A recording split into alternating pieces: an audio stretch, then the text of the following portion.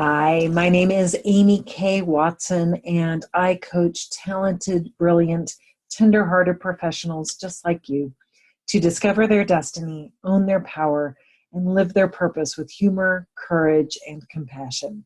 And what I wanted to talk with you about today are some steps for building a developmental journaling practice.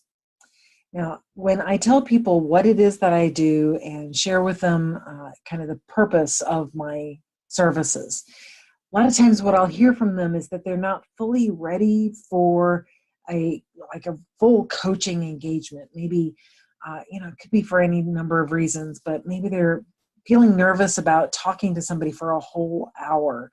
A lot of us don't like to be on the phone, and the idea of actually being on the phone with somebody for that long of a time, it just sounds really weird, and we're not up for it yet. And as an introvert, I can so totally relate to that.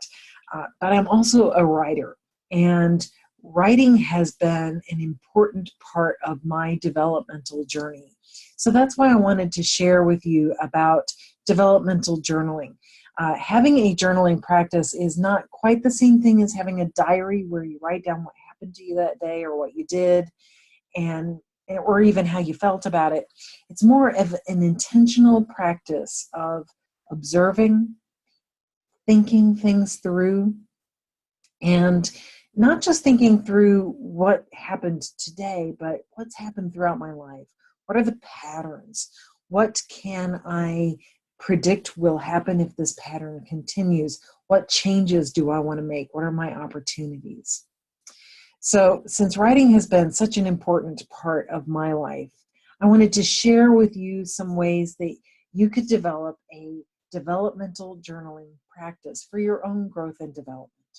So, step one is decide in advance on a method and a schedule. So yeah, this is about structure.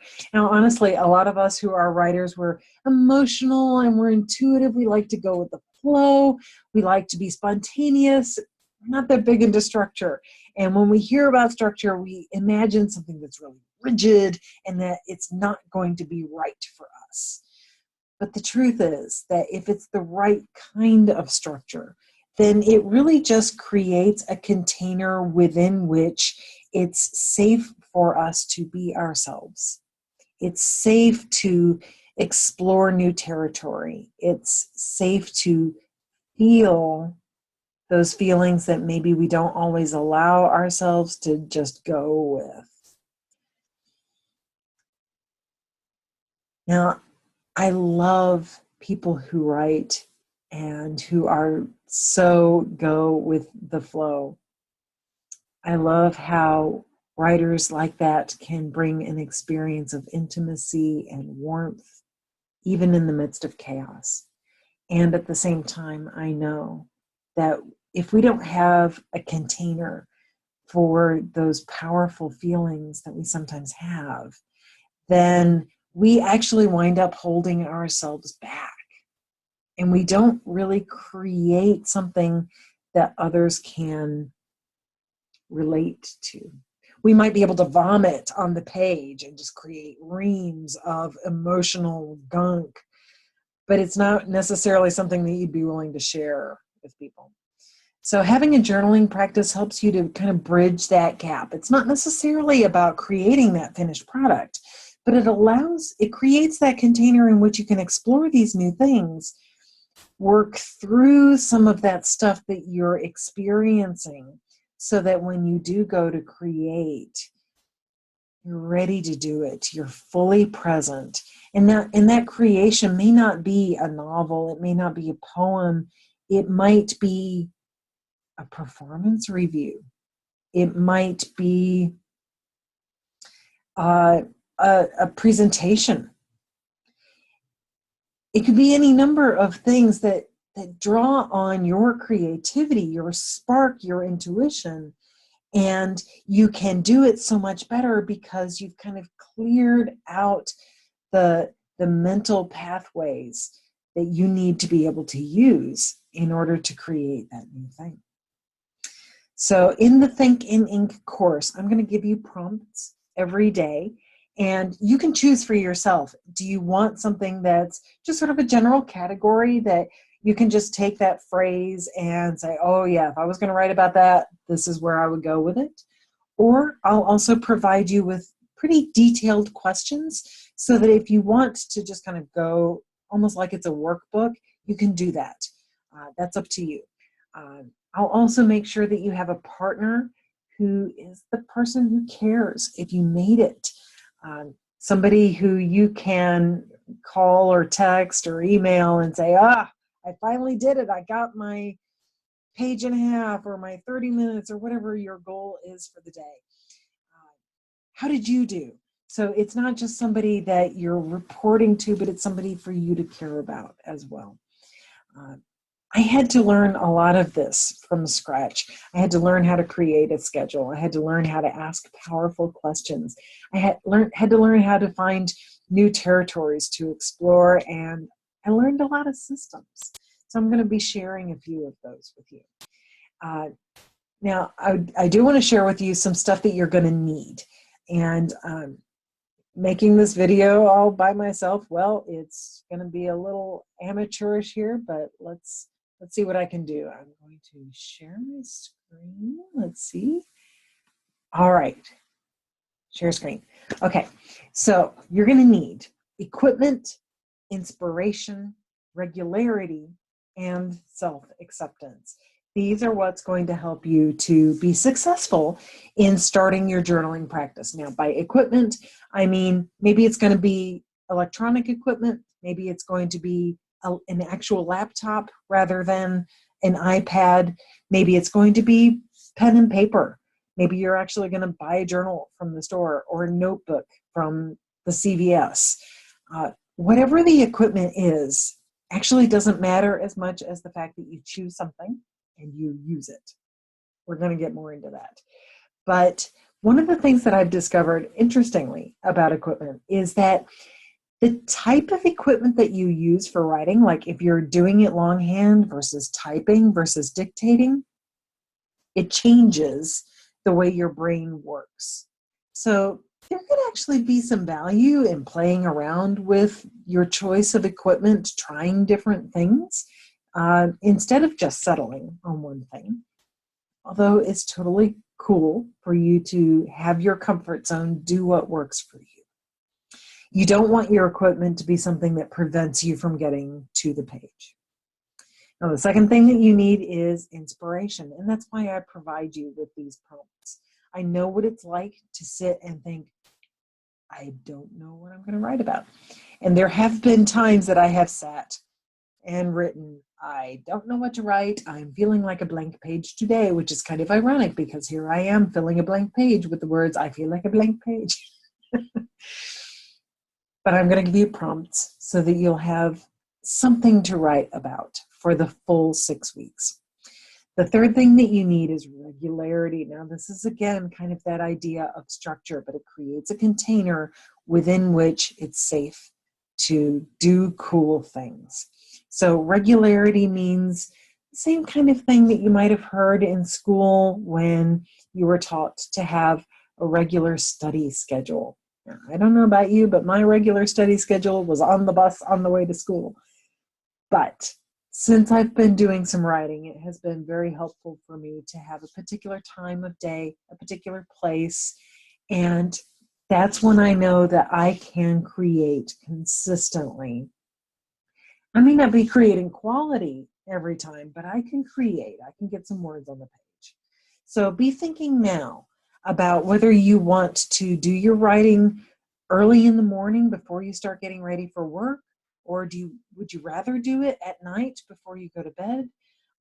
When in the day is your brain most on without being distracted by everything else and distractible? So start thinking about what could be that space that you create for yourself now in which you can have a regular writing practice. And then lastly, you need self-acceptance. This is so huge. And for this reason, it's so important. I actually create and send you multimedia recordings every week for the full 6 weeks to help you not just with creating a practice of journaling, but creating a practice of self-acceptance. All right, I'm going to unshare my screen now. So altogether, you've got equipment, inspiration, regularity, and self-acceptance, because you don't want to suddenly be unable to get to your journal. That's going to take you out of your routine. You don't want to sit there staring at the page, wondering, what am I supposed to write about? You don't want to say, oh yeah, that's something that I started, but I quit.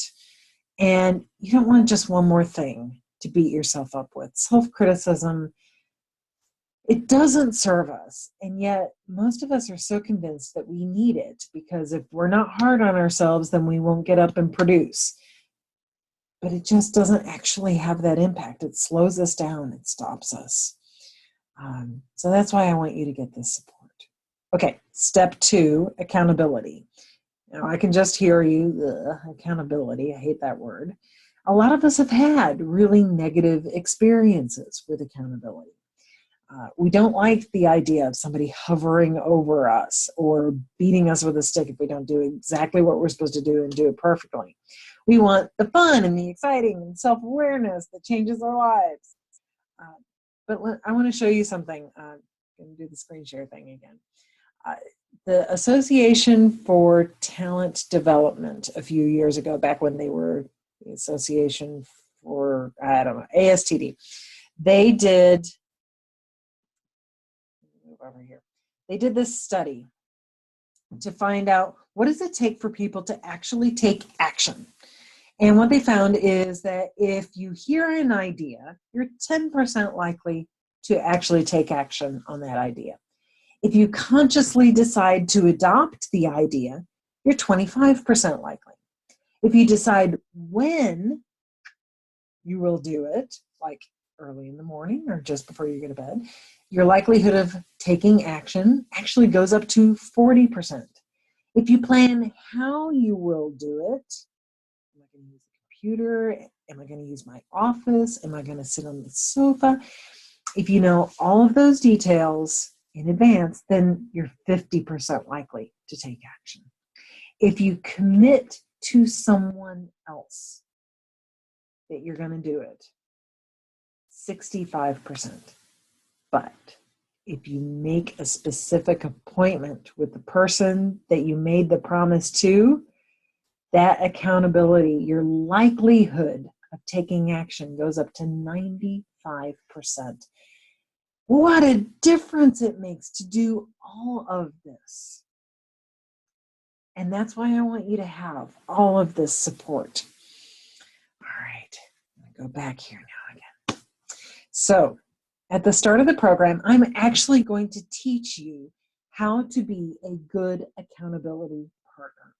You're going to learn how to express that caring, how to check in, how to be supportive in a way that your partner can actually get to the page on a regular basis. You know, no matter who you are, you need accountability, because without it, we start to believe that it doesn't matter. We start to think that we can skip a day or two or a week, and then we forget that we even decided to do something in the first place. We start to believe that we don't have what it takes to stick with something. We start to believe that we're losers. We need accountability. We don't. Without accountability, we're stuck at square one. If you want to feel like the effort that you've made is worthwhile, that you were able to really make a difference for yourself, you need accountability. We all do. And we can provide that for each other simply by caring about whether or not we're making it, whether or not we're doing it. Okay, step 3, execution. That's another one of those words, right? It sounds like assassination, but execution, it's at the heart of everything. If you're going to do something, that's execution. So if you don't actually follow through and do it, then it's like you made great plans, you had great ideas, but where did it go? So you're going to need that routine. You're going to need to know when you're going to write and how, using what. You're going to need to know what you're going to write about. You're going to need to have that person that you can send the text to and say, I made it. How are you doing? And you need to live a life. You need to go to work. You need to get social support. It's all life. And it all goes into and enriches your writing practice. So it's all of a single piece. So I will do everything on my end to make sure that you get going with all of that. Because one thing I've learned, you need to be able to get through the daily reluctance to commit. You need to let go of that inner critic. You need to care about showing up for someone else. And you have to accept yourself however you do. It can be hard, but that's what helps you to get it all done. And then what do you do when life intervenes? What do you do when a family member dies and you have to drive across country and it throws your routine out of whack in the middle of the course? What do you do if you suddenly lose your job and the idea of doing something like writing on a daily basis stops seeming as important as it did when you started the course? What do you do when the inner resistance becomes so strong that you just can't bring yourself to do the first thing? I will help you with all those kinds of questions. That's what I'm here for. So that's one reason why in the course you get 2 half-hour coaching sessions with me. Now, typically I encourage people to do one towards the beginning and one towards the end, but they can be at any time. And we schedule them based on what you need. It doesn't have to be about anything in particular. You set the agenda. So finally, last step, own it. I mean, what does it mean to have a journaling practice? But to develop self-awareness. Self-awareness isn't just required for good journaling. It's a necessary ingredient for a meaningful life.